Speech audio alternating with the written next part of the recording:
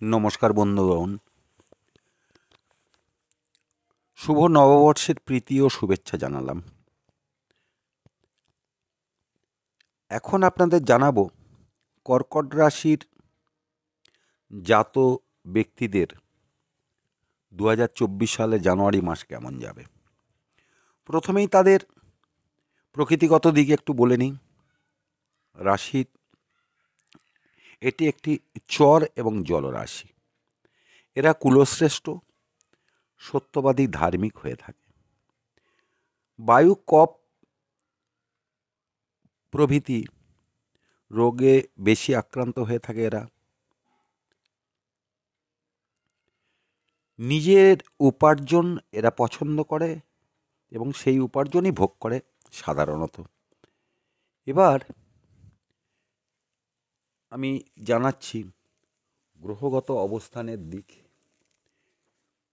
কর্কট রাশির জাত ব্যক্তিদের জানুয়ারি মাসের গ্রহের অবস্থান কি থাকবে। রাশির তৃতীয় থাকবে কেতু, পঞ্চমে থাকবে শুক্র, আর ষষ্ঠে থাকবে মঙ্গল, রবি, বুধ। 2 তারিখে বুধ ঢুকছে, মানে 2 জানুয়ারি। আর সপ্তমে 15 তারিখে রবি ঢুকবে। অষ্টমে থাকছে শনি, নবমে রাহু এবং দশমে বৃহস্পতি। এই হলো গ্রহগত অবস্থান। এই অবস্থানের ভিত্তিতে কি রেজাল্ট পাবেন সেটাই আপনাদের জানাচ্ছি। প্রথমেই বলছি, কর্কট রাশির জাতক জাতিকাদের জানুয়ারি মাস মধ্যম প্রকার শুভ নির্দেশ করে। তবে শারীরিক কথা বলতে গেলে শরীর কিছুটা সমস্যায় ফেলবে। পেটের সমস্যা, শরীর একটু দুর্বল অর্থাৎ ক্ষীণ হবে। মন মেজাজ সবসময় সমান থাকবে না, মন মেজাজের হেরফের হবে। কর্মযোগ কিন্তু শুভ নির্দেশ করে। মাসের প্রথম দিকে একটু সমস্যা হলেও পরে স্বাচ্ছন্দ্যে ফিরবেন। জীবনসঙ্গীর শরীর তেমন তেমন কোনো সমস্যায় ফেলবে না, নিশ্চিন্তে থাকতে পারেন। আর পিতামাতার শরীর চমৎকার থাকবে, কোনো সমস্যাই থাকছে না। আর আত্মীয় স্বজনদের সঙ্গে তালমিল ভালো থাকবে। ভ্রমণ যোগ লক্ষ্য করা যায়, সেক্ষেত্রে পারিবারিক সুখ ও আনন্দে কাটবে সারা মাসটা। তবে জন্মকালীন রাহু কেতুর অবস্থান শুভ না থাকলে কখনো কখনো মনে কষ্ট দেওয়ার মতো ঘটনা ঘটবে, সেই যোগ সৃষ্টি হবে।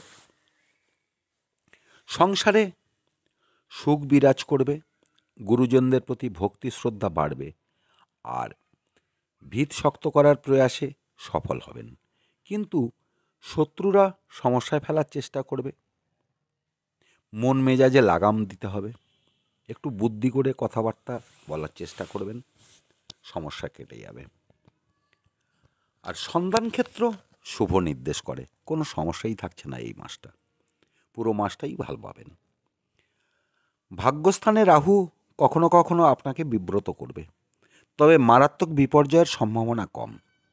কিন্তু অতিরিক্ত আত্মবিশ্বাস আপনাকে আর্থিক ক্ষতির মুখে ফেলে দিতে পারে, সেদিকটা খেয়াল রাখার প্রয়োজন আছে কিন্তু। আর বিবাহ ক্ষেত্র এই মাসটা শুভ নির্দেশ করে, ফলে বিবাহ ইচ্ছুক ব্যক্তিরা অনায়াসে এগোতে পারবেন, কোনো সমস্যা নেই। যারা প্রেম প্রীতিতে যুক্ত তারা নিশ্চিন্তে খুবই ভালো কাটাবেন। এ গেল সাধারণ ব্যাপারটা। এবার শিক্ষাগত দিকটা আপনাকে জানাচ্ছি। স্কুল লেভেল থেকে কলেজ লেভেল পর্যন্ত প্রত্যেকে ভালো থাকবেন, প্রত্যেকে ভালো ফল করবেন, আনন্দে কাটবে, কোনো সমস্যা দেখছি না। কিন্তু মাস্টার্স বা পিএইচডি জাতীয় শিক্ষায় যারা যুক্ত তাদের মানসিক অস্থিরতা দেখা দেবে, সেই কারণে মিস্টেক করার সম্ভাবনা প্রবল থাকছে, সেদিকটা সতর্ক থাকুন। আর চাকরির ক্ষেত্র, চাকরি প্রার্থীদের ভীষণ শুভ এ মাসটা, কোনো সমস্যা নেই। কম্পিটিটিভে পজিটিভ হওয়ার সম্ভাবনা প্রবলভাবে থাকছে, কর্মপ্রাপ্তি যোগ প্রবল। তাই ধৈর্য ধরুন, এগিয়ে চলুন, ফল পাবেন। আর যারা চাকরি করছেন তারা তো ভালো থাকবেনই, তথাপি পদোন্নতির যোগও প্রবলভাবে নির্দেশ করে। সেরকম কোনো সুযোগ থাকলে সেটাকে কাজে লাগান। এবার বলি ব্যবসায়ীদের কথা। কমিউনিকেশান, তবে সব কমিউনিকেশান নয়, ট্রান্সপোর্টের জায়গাটা ভালো, অন্যান্য কমিউনিকেশানে একটু সমস্যা থাকছে।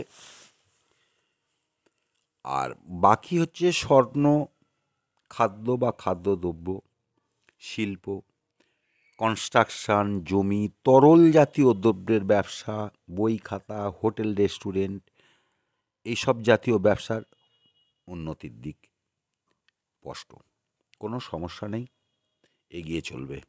তবে হ্যাঁ, ইলেকট্রিক বা ইলেকট্রনিক্সের ব্যবসা বা শেয়ারের মার্কেটে যারা যুক্ত বা যারা ব্যবসা করেন তারা একটু বুঝে চলবেন, কারণ বেশি রিস্ক নেওয়া যাবে না এইসব জায়গায়। এই সবই কিন্তু গোচর ভিত্তিতে বললাম, কোনো নির্দিষ্ট জন্মছকের ভিত্তিতে নয়। তাই যে সব কথা হুবহু মিলবে তা নয়। আজ এই পর্যন্ত। আমি শ্রী অরবিন্দ। আশা করছি ভালো লাগবে। ভালো লাগলে লাইক, শেয়ার, কমেন্টস করবেন, সাবস্ক্রাইব করতে ভুলবেন না পরবর্তী ভিডিওর জন্য। ধন্যবাদ, ভালো থাকবেন।